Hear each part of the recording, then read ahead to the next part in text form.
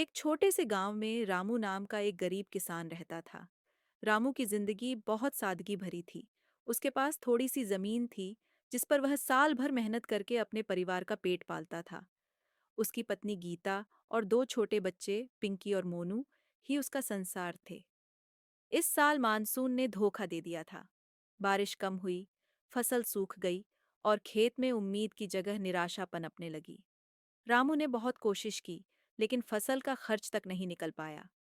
घर में राशन खत्म हो रहा था और दिवाली भी पास आ गई थी। गांव के हर घर में सफाई, मिठाई और सजावट की तैयारी चल रही थी, लेकिन रामू के घर में सन्नाटा था। एक शाम गीता बोली, रामू, बच्चों को दिवाली का तोहफा तो दे दो। उन्होंने कभी नए कपड़े नहीं पहने। रामू ने उदास होकर कहा, गीता, इस बार तो चूल्हा जलाना ही मुश्किल है। कपड़े कहाँ से लाऊं? गीता की आंखों में आंसू आ गए, पर उसने कुछ नहीं कहा। अगले दिन रामू खेत में गया। वहां उसे एक छोटा सा पर्स पड़ा मिला। अंदर 500 रुपए थे।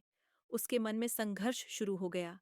क्या ये पैसे अपने घर की दिवाली मनाने में खर्च कर दे या मालिक को ढूंढे? मन ने कहा, भगवान ने भेजे हैं।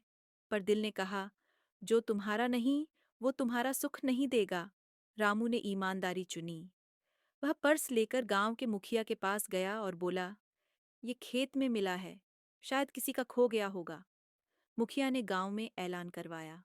कुछ देर बाद बनवारी सेठ वहां आया, जो गांव का व्यापारी था।